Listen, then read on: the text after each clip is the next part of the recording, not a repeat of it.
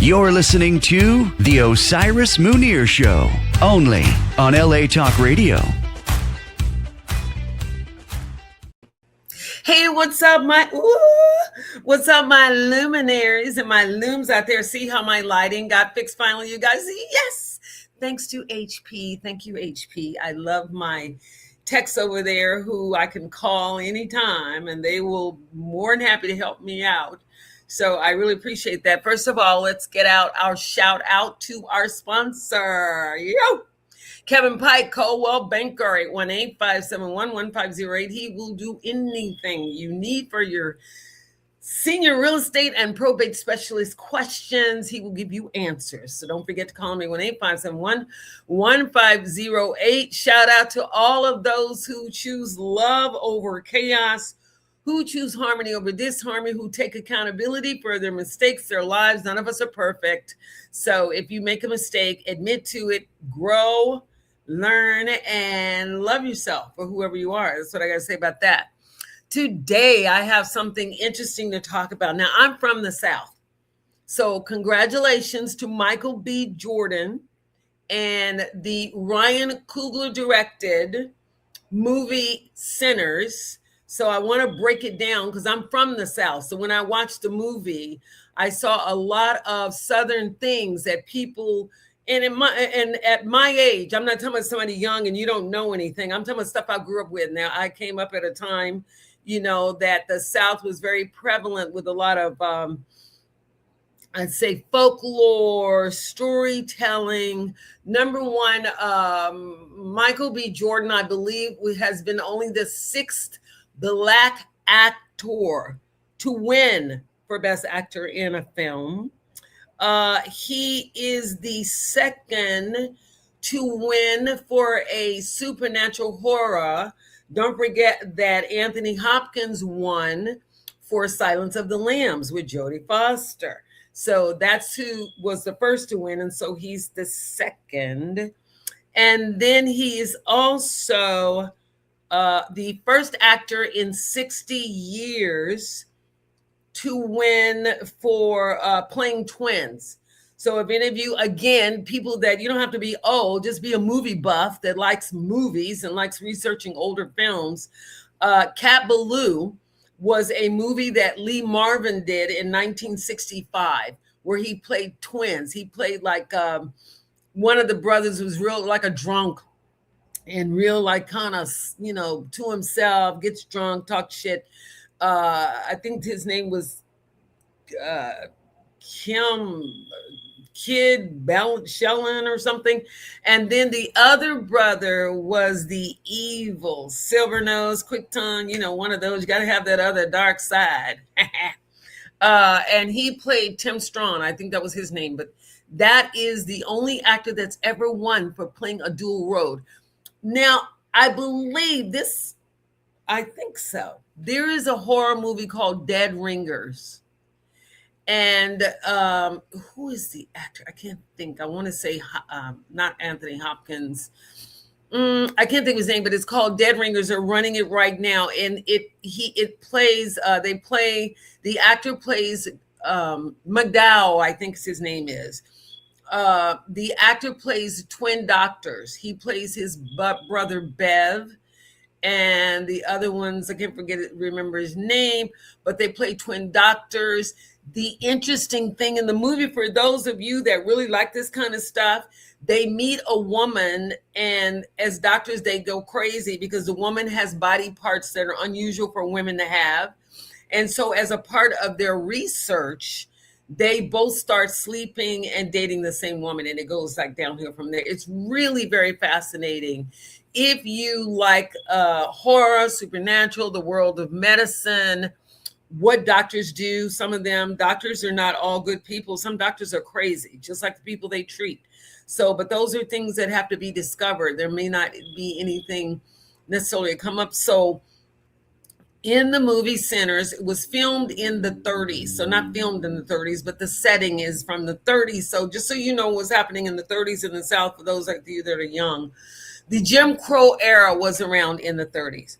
Now, Jim Crow, I mean, Black folk didn't have a leg to stand on, okay? It was really a lot of racial tension. You had most of the big areas like Mississippi, Alabama, Georgia. I'm talking about deep South. I'm not talking about the little flim flam, half South, half city. I'm talking about deep, deep South where people don't, and then no internet, then they don't get exposed to a lot of, I want to say, it doesn't mean they're ignorant, but they don't get exposed to a lot of city life where there's a lot of activity going on in a lot of different broad ways. Whereas in the country, I grew up in the country and I was a country girl. I've told you guys several times on the show, I had to go to language labs to teach myself to speak English.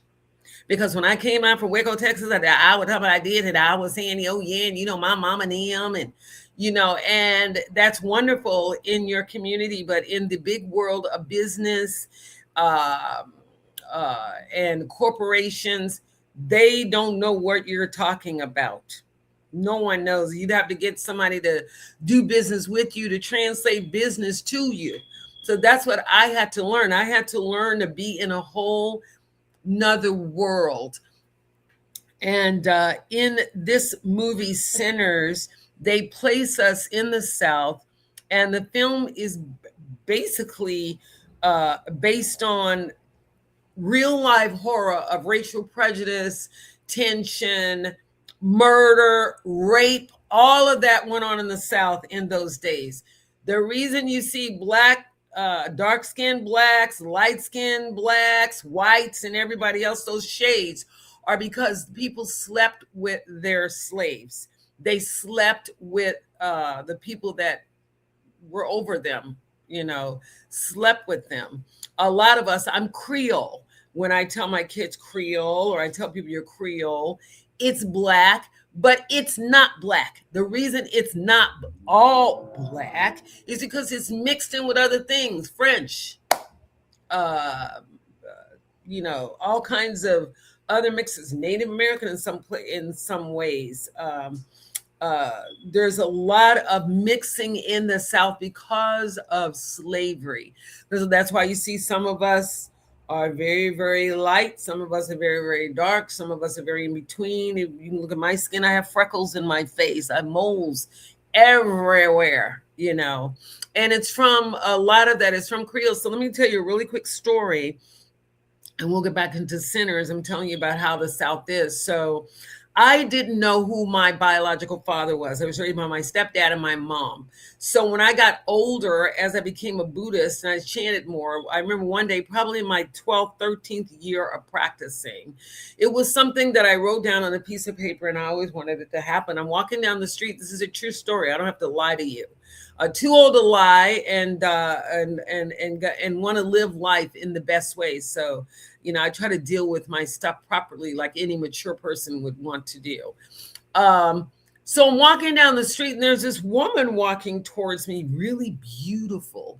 I could tell that she was from the islands or something. She just had that aura and that skin, the whole thing. And I said, oh my gosh, you are so beautiful. Where are you from? She said, I'm Haitian. I'm like, oh, I'm Haitian. I've got Creole in me. I've been trying to find my dad. I need to not necessarily bring closure, but I want to know more about who I am, what my cultural influences are. Something may come out as I get older. A lot of people change skin tones, diet, all that changes as you begin to get older. A lot of people that are blended, come from blended families, their skin tones change. All things happen as we mature, we get older, and a lot of the different cultures may or may not come out. I'm going, oh my gosh, I'm looking for my dad. So she tells me to call a woman named Lolita Cherry. Hi, Miss Lolita. In New Orleans, that's where my people were from.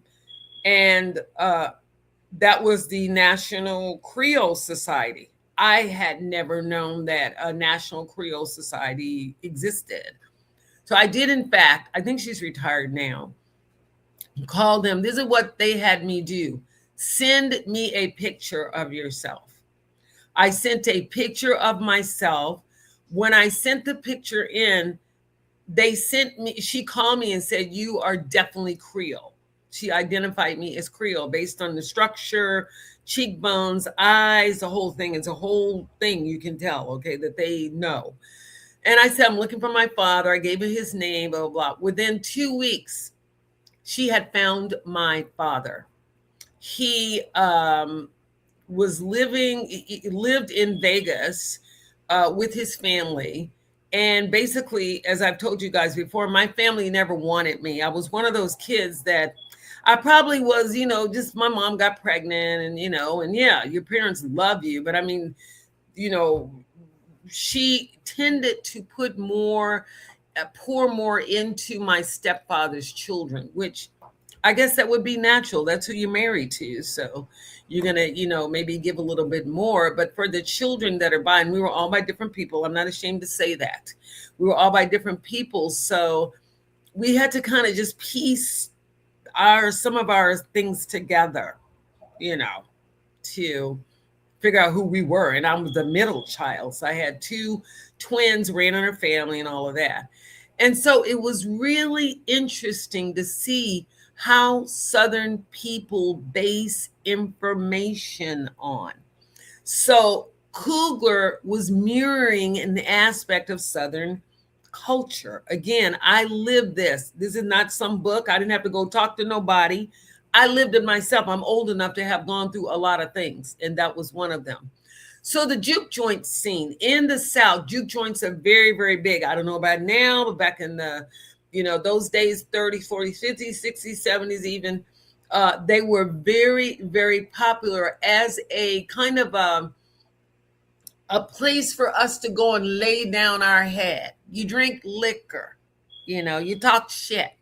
And they call it liquor, they called it hooch. And in some areas, they call it jick. I remember my uncle who had I don't know if I never knew. I know they're black, but I'm just saying I never knew. Because he had fast, I did it like that. He would talk real fast. And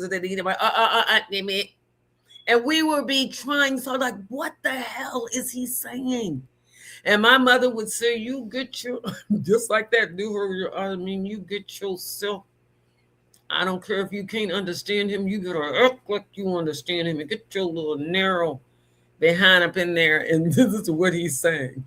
So I came from those kind of backgrounds. So, we had relatives that like to go out and drink, may not necessarily get drunk, but they like drinking. And it was a way to get out, and they drank whiskey and gin. And they had a saying, ain't no sin in drinking gin. So the juke joints were like a sanctuary for Black culture. Music and resilience, made the singing, the dancing, the sinning kind of like a rebellion against, the enslaved. A rebellion. We're going to sing, dance, and even that we couldn't get away with. They thought someone's wrong. Oh, they're singing and dancing. They must be conjuring up something because they're singing and dancing and making merry rather than saying, well, they have no other way out if you've enslaved another human being. And, I'm not, I'm never going to make a whole race responsible for what they've done. But just remember that those people that did all these things were a part of a certain culture, European culture, white culture. So just because you weren't there, you still have the DNA. It's still your generations of people going from one generation to another without changing their mindset, without being educated and overcoming ignorance, which is what it is. Okay, it's in every culture. It's even in our culture amongst each other, just ignorant. And I'm going to tell you, there's no room for that in the future. So a lot of people are going to die out because they're the way they think. They won't be able to keep up. Nobody wants to think like that anymore. Nobody wants to be arguing and fighting and going on. It takes away from life. The life you should be living and enjoying takes away from it. So the juke joint was a way for us to go and relax, drink, have fun, shoot the shit, dance. My mother loved to dance. Her sisters, they were all well known in their small town of Paducah, Texas, and in Biggs a Minute for dancing. That's probably why I love to dance and probably why I eventually became a dancer. But those kind of things came out of those kind of settings where you learn the latest dances. You got to sit around and watch and hear and listen In our days, children were not allowed to speak when adults were speaking. You were told to shut your damn mouth, go and sit down and be a kid. You'll be grown soon enough. That was how we thought. And now they're using children in sex scenes, horror movies. I don't like that I see little kids on TikTok doing things that they haven't even had a time for their brains to adjust to what emotional, what spiritual thing that may require from them. I have a problem with it because it's greed. Oh, we've raped and ruined everything else, so let's ruin the women and the children now. Besides, that's how mankind keeps going. Let's ruin them and taint their minds and bodies because we want money from them. That's what's happening. So sit around and play dumb if you want to, but that's what's happening.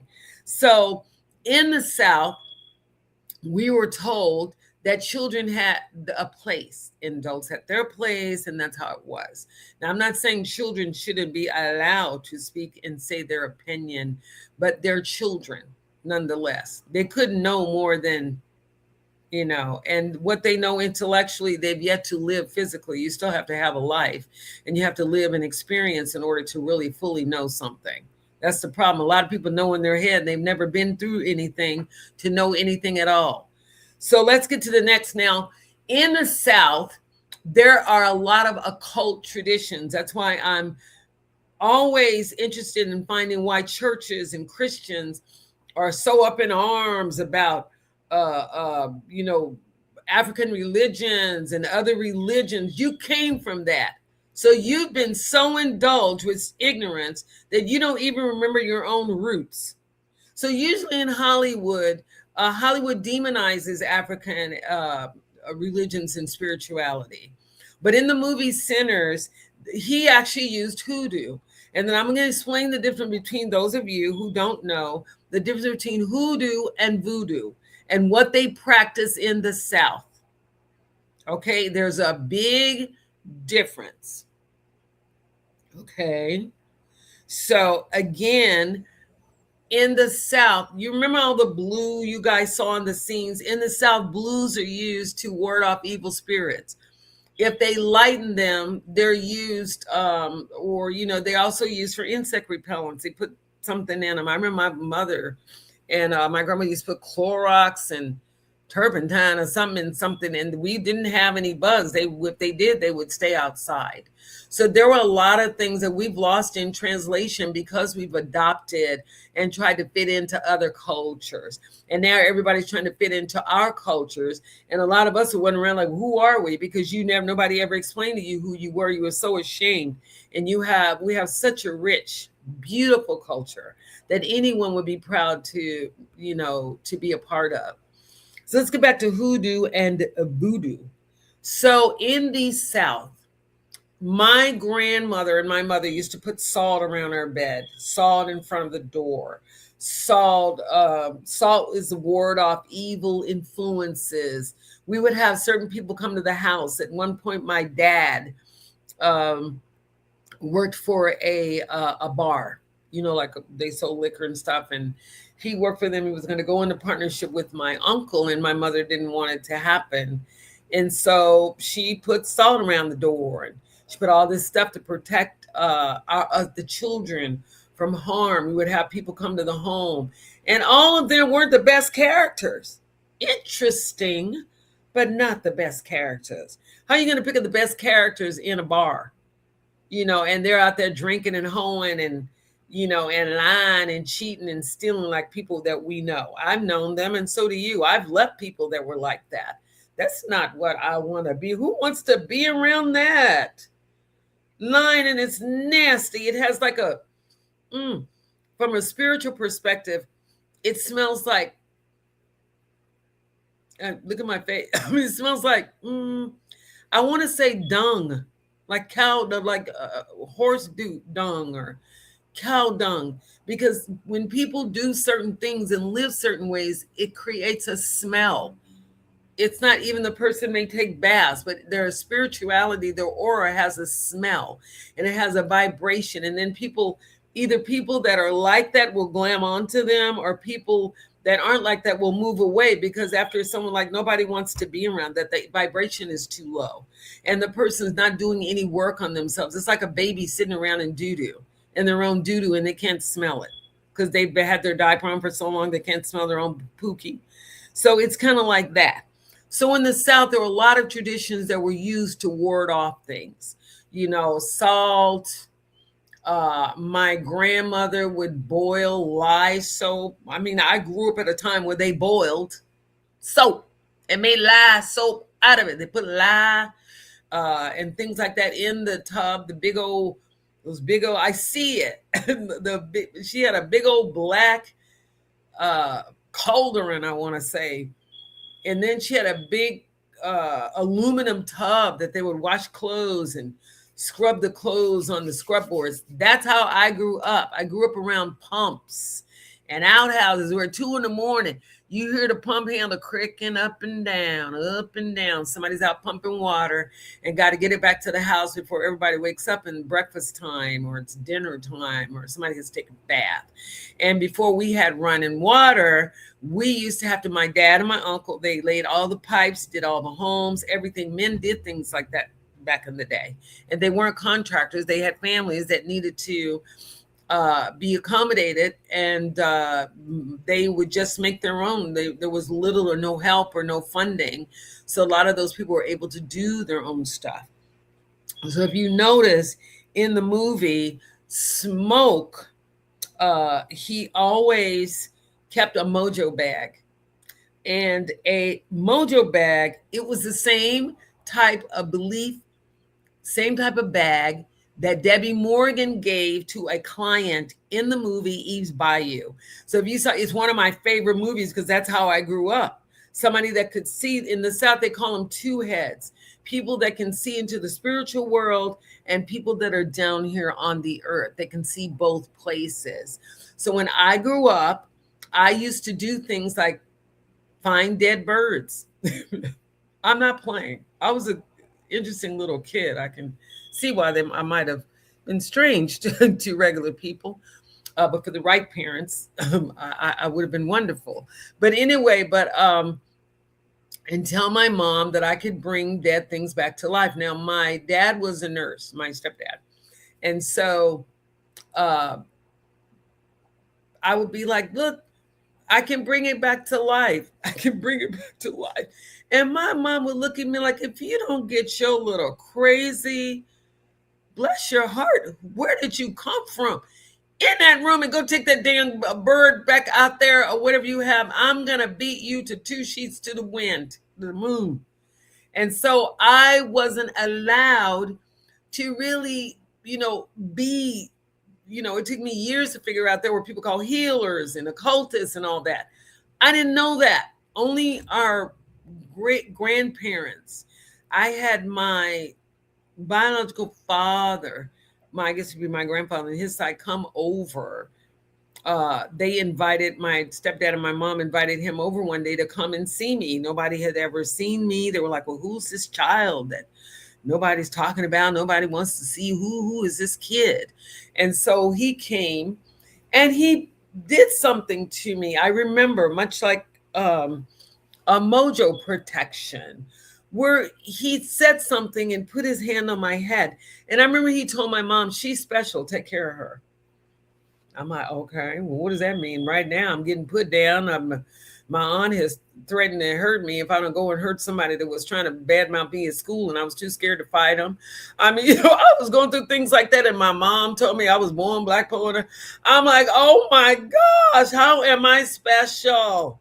Are you kidding? I had to be the most unspecial person there was. So when I found out about things like Mojo bags, they have some kind of ancestral protection. You can fill them with herbs. You can fill them with stones. You can fill them with all kinds of stuff. You can pray over them. You can, what do you call it? You can invoke certain things, protective deities to help you in situations. But if you notice in the movie Smoke, he always kept a Mojo bag around him. And I thought that was interesting that he did that. And then a mojo bag in the South can also it can also kind of bridge the gap between trauma and reality. So it kind of represents a masked persona, somebody that may present in one way, but they're actually somewhere other way inside. So stack and smoke were two sides of, in my opinion, of a person's soul. One side is maybe a little bit more dark and intense, and the other side is kind of the more mild or reasonable, what you call your conscious, the one that say, look, don't do that. Even though those people are bad mouthing you, and I know you want to take up arms and go out there and defend yourself, don't do it. Let them be negative. And like my mother used to say, people that want to bad mouth and do things to you, you don't need, what did she say? You just need, this is what she used to say. She used to say, God doesn't kill everyone, or they don't die. They don't die because they're doing wrong. Sometimes he lets them live so they can suffer and see what they've done and watch the other persons or person that they put down flourish because they're on the good side of life. And this is kind of how people think in the South, people that do voodoo and hoodoo. So let me explain to you the difference. Voodoo is specifically from Louisiana and Haiti. So it's a Haitian kind of voodoo. A lot of people from Haiti moved to Louisiana and things like that, but it is a religion. Voodoo is a religion. They have a hierarchy with hoongans, or what do they call hoongans and mambos. And it involves the worship of a supreme creator, and the veneration of spirits called loas or luas, depending on how your pronunciation is. Now, again, let me bring up a little bit of my background. When I did a little research on myself, there is a woman that is very, very well known in the South and all over the world, and her name was Madame Marie Laveau.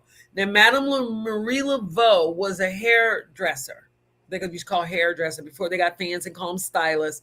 And just so you guys know, all these different terms are the same things that have been around forever. The only thing they've done is take the internet, twist the words, change it to something else so it can sound new and modern to keep selling us bullshit. That's what's going on, okay? Just so you know, wake it up, be smart. So anyway, but Marie Laveau would sit around and do people's hair in her salon. And like most salons, they would tell her their business. And they start talking about their husbands, wives, who's cheating, who's doing this, who's taking money ain't supposed to have, and things like that. So I found out that some of my roots were connected to those people. So it made sense when I started thinking back, I was a strange little kid. Maybe there was some elements of that I didn't have enough maturity or enough guidance or inspiration to understand about myself. And so Marie Laveau was a big, big influence in New Orleans and in Louisiana in general. So when you talk about that, and they have spirits that they call upon to assist them, the Loa. You have to offer the spirit something. Maybe some of them like drinking, like Papa Legba. If you know anything about the deck of Marie Laveau deck, there's a few of them have been done. Papa Legba, I think you have one called Izuli. Those are spiritual forces. And then when you call Papa Legba, you better be serious. Don't be calling on stuff you don't know what you're calling. I'm telling you what I know to be true. We know a lot of people ended up dead and missing because they call themselves practicing things that they didn't understand and doing things dark instead of understanding what you're doing. If something has happened to you, like me, I've gone through a lot of stuff. I've never once blamed anyone. It's my own fault. I made the decision to marry who I married. I made the decision to do what I did. Nobody's fault but my own. And it's not even a fault. It's growing. You grew. I grew. I made a mistake. I grew from it. plain and simple. Happy I did. Happy that I had my ancestral protection. Happy that I have my Southern background, that I know a lot of stuff. Happy that I've been exposed to very, very broad ways of thinking and living. So I don't fit the normal. I'm not trying to fit in y'all's little box. I don't want to. It's boring. And a lot of it is outdated. And a lot of it will not fit in the future that we are now seeing, forming. A lot of people won't even know what to do. So those are times in the occult that people would call on people like Madame Marie Laveau, and they try to get readings and tarot sessions. So Coogler uses a lot of these themes in the movie without, you'd have to go and do research. You'd have to be brought up in the South and know people that were brought up in the South to do that. So that's what voodoo is. It's a very Creole connection. I know it also has a lot to do with Catholicism. It's like West African, Dahomey, I think that's what you said. And traditions of French Catholicism is what voodoo is. And that's why they use a lot of saints to represent specific spirits. It's a way to keep the spirits alive and to feed the law. That's what it is. And keep them under the law, keep them under the tradition of whatever the worshiping is, that, the relationship between the community and the ancestors, and the relationship between the community, the ancestors, and the divine. If you want to, whatever you want to call the divine, a lot of words for it, but I'm talking about the divine. I'm not talking about God and something outside of yourself. I'm talking about the divine aspect of every human being, that light part of you, that you are happy, that you can make other people feel happy because you're happy, that when people come around you, they're either repelled by the light you have because it's so bright, or it's mystifying, magnetizing, what do you call it? Charming, all of that. Not fake charm. I'm talking about people that it's coming from inside and you can feel it when you're around those kind of people.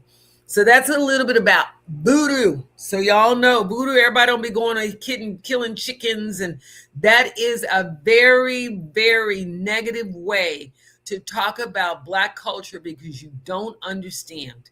If you want to understand Black culture, go to college, study it, go live in a Black community, go to another country and live there for 3 or 4 or 5, 6 years, should do it.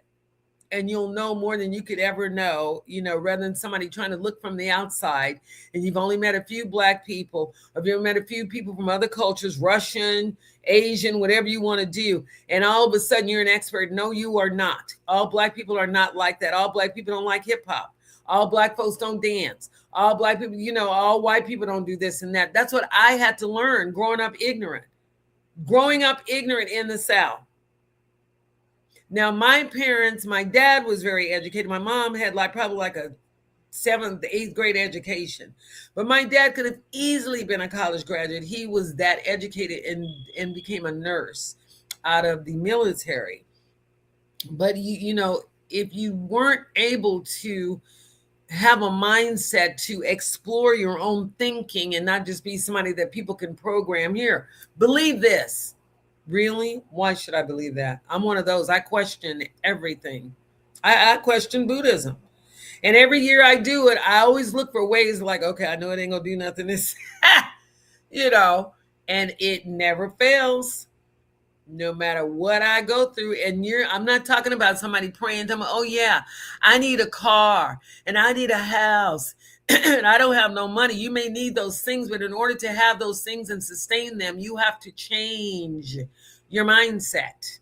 Otherwise, you'll be struggling with a house and a car because your mindset is not together.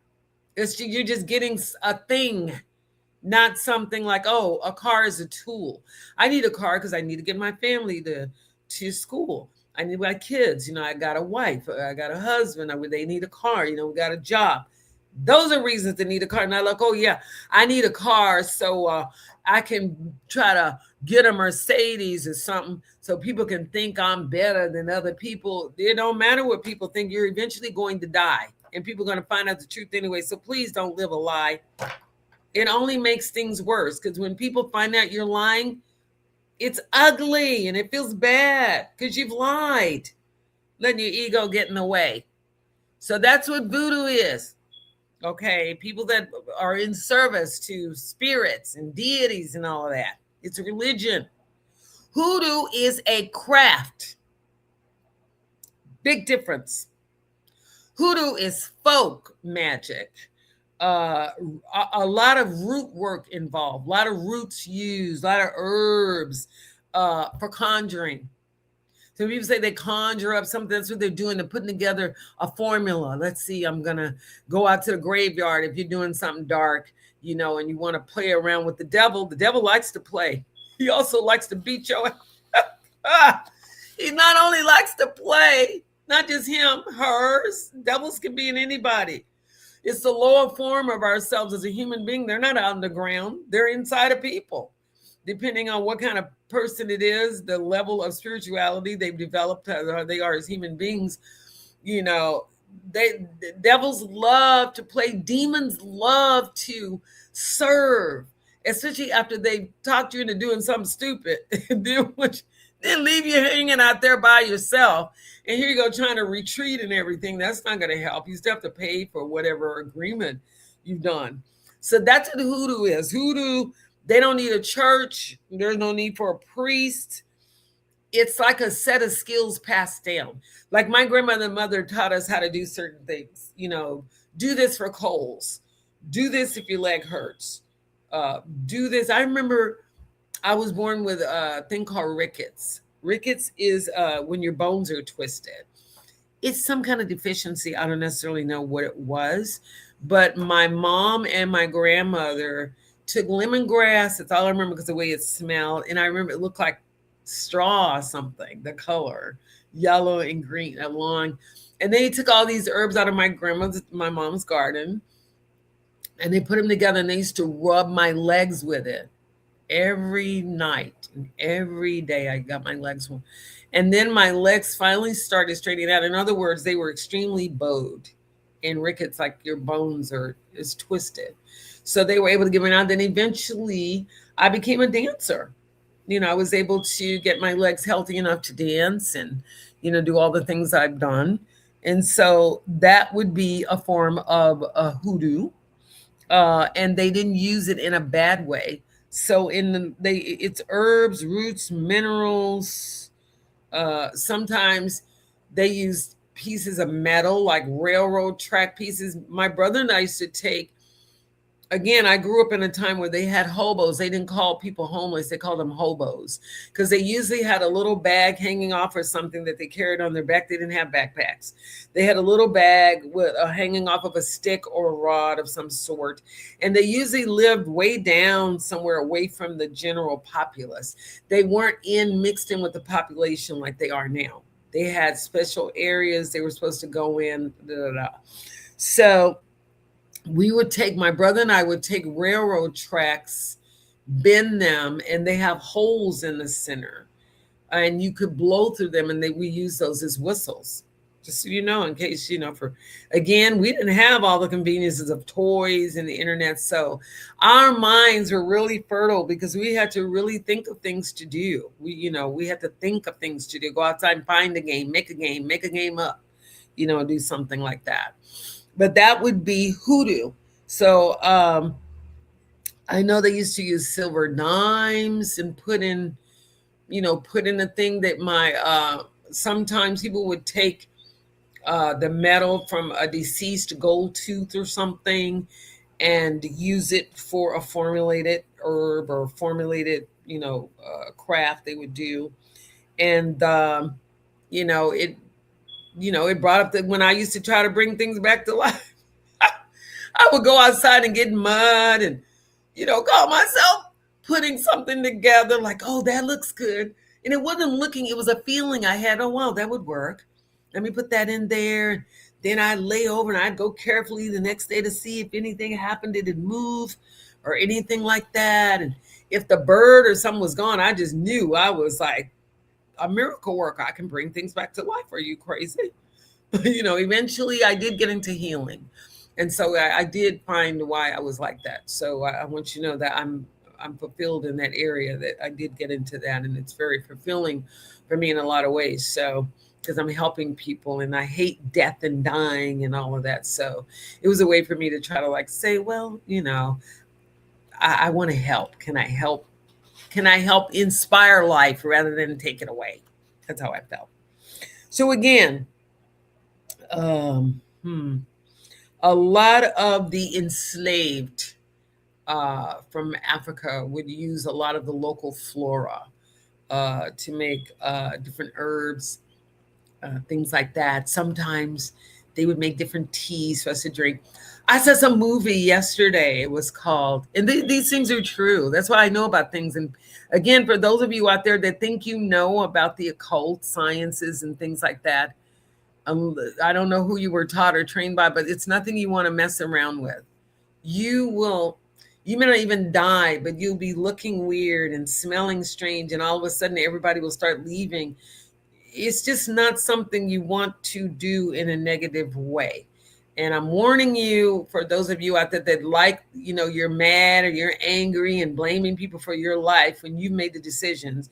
And unless someone has tied you in chains with a gun to your head, well, you can't do nothing for yourself. And even then, if they say, oh yeah, go out and murder a bunch of people, I'm going to kill you, then I'm probably going to be dead, because I'm not going to do something like that. And then you don't even want your energy to have to attract something that would put you in harm's way like that.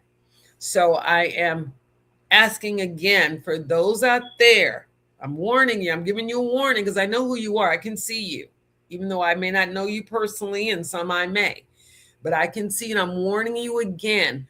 Please don't do things that you don't understand what you're doing, especially if you're doing them with ill intention. Worst thing to do. Trying to get back at people for stupid mistakes you've made on your own. You've made poor decisions, and then gonna blame everybody else because you've made poor decisions. Tried to lie, cheat, and steal, and then gonna get mad at other people that you tried to lie, cheat, and steal too, because they finally realized you would try to lie, cheat, and steal, and left your raggedy butt alone.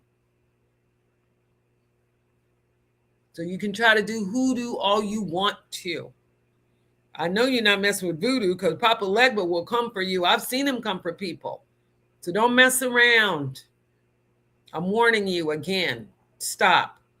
And if you don't stop, just say you've been warned. So anyway, they did a lot of things in the local markets to protect, the beliefs they had.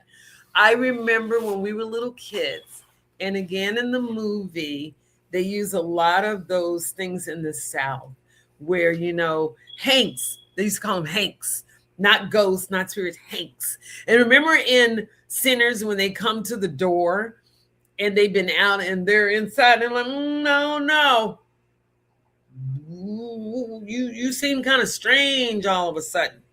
And remember the big guy, I can't think of his name. He plays in some black movies, but I can't think of his name, but he was like, oh yeah, won't you let me come on in there, and I'm gonna help you. And the people inside knew that once they let them in, everyone could easily become infected. So I took that as meaning when you let negative energy towards you, you become infected. You're infected now. So you either got to get cleansed, go see a shaman, get cleansed, do some, repenting. And I mean repent and mean it and change. Like, okay, I'm not going to do this somewhere. Don't do it. Because if you lie and say you're going to do it and then you do it again, the karma is going to be even worse. And it's just like karma on karma. And then you may not get something that may go to your kids or your parents or anybody could be affected by it, because the person is making incorrect and wrong decisions. But when we were little, I remember, to protect ourselves from spirits, my mother would make us cover the mirrors with sheets. Not make you, but say, well, cover that mirror. If somebody died, especially. I always wonder why they would cover the mirrors, because somebody died. And they didn't want the person's energy to be caught in the mirror, in the glass, which is why in healing, We tell people don't use crystals. Don't use anything that can contain like a prism, and it can hold energy. So if you're doing something and trying to pray over somebody, and you're using something that's a receptor, like a receptacle, like a crystal, it will actually hold on to what you're trying to get rid of versus get rid of it. That's just a tip on the side. But again, sinners used a lot of Southern folklore, a lot of African culture. It made good what the Hollywood movies will demonize. We're not afraid of spirits with masks on. We're not afraid of things with big red lips and big dark eyes and stuff that you're trying to play you're so scared of. But yet and still, the concept of vampires and people sucking on people's blood and all that came out of people that's supposed to be so scared. You're so scared of everything, but you make movies and covet movies like this. So that's what Coogler did in Sinners. He took every Southern myth, folklore, storytelling, and put it into that movie. And for I heard on a couple of interviews that when Michael B. Jordan did do Smoke and Stack, that his personalities were so different that you could easily tell that the man is well read and he's studied. And I tell you, whenever I do see black men like that, oh, I tell you, it makes me just feel amazing inside and so full of love and joy and, attraction. It's attractive when people got themselves together. I don't know who he is as an individual person. He could be a dick. I don't know. But in terms of the persona he emits, he feels very clean to me. I can tell he has a close relationship with his mother. You can feel it. You can feel that the guy has morals. You can feel that he has high standards. He's not just going to go out get no floozy just to be saying because she look good and she got a big booty and something stupid. You can tell that he's going to make wise decisions, just like Coogler has made wise decisions, who you pick to be around you, who you pick as a partner, who you choose as friends, who you choose as associates. All of those things help to shape and develop us as human beings. So with that being said, I would, for those of you who have never seen Sinners and you want to see a good blend of Southern storytelling and folklore from deep from the African culture, there's nothing in the South that has not been done in Africa. The only difference is that they're in Africa and we're over here in America, but a lot of us brought it with us. It's in our DNA. It's in our DNA. So, if you have those kind of inclinations, rather than be afraid of them and be concerned that people are going to think strange of you or you appear strange, I'm telling you from a person that's appeared strange her whole life and that a lot of people don't get. And the people that do get me are very, very few. And I'm close to, they're close. People that start talking to me crazy and trying to put me into something the way they think, I don't think like that. And I'm very like somebody came to me and say, oh yeah, I guess I'm old or something because I'm whatever age. I'm like, I don't think like that. I'm just whatever age I am. Old has nothing to do with it. I was old when I was 10 years old. If that's what you want to put in just terms of energy wise, I was old.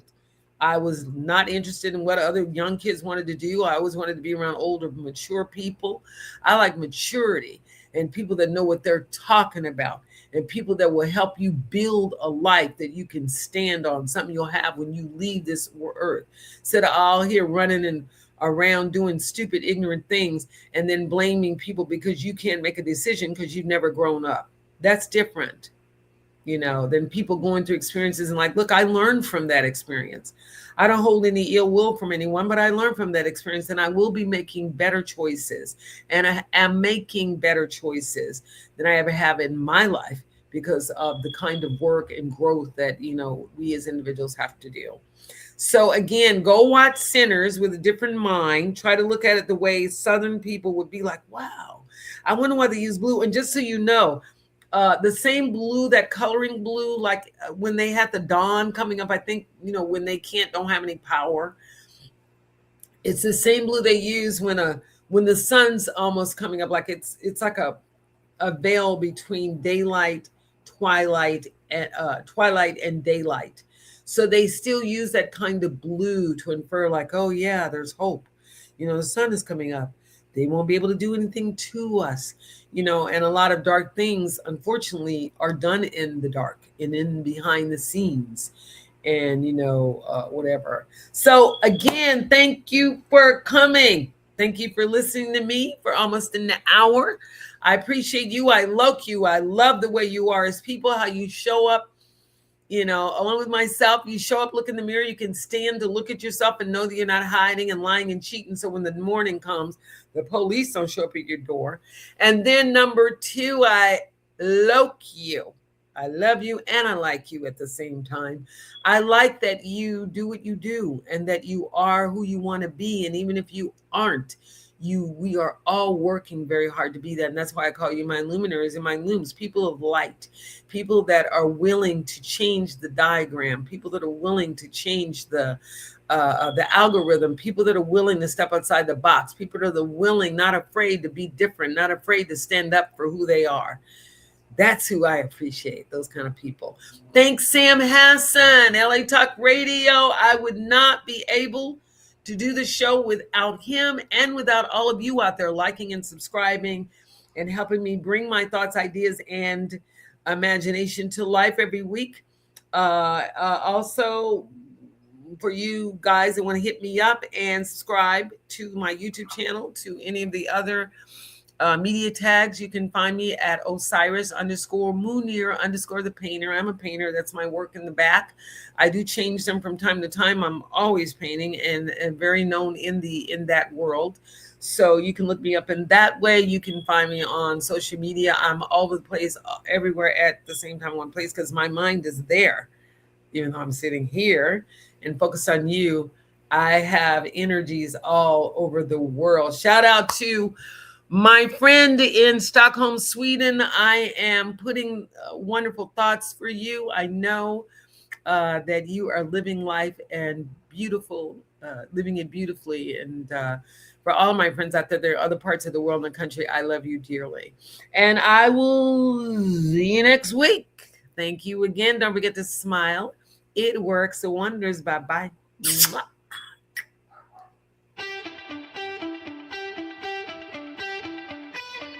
You're listening to The Osiris Munir Show, only on LA Talk Radio.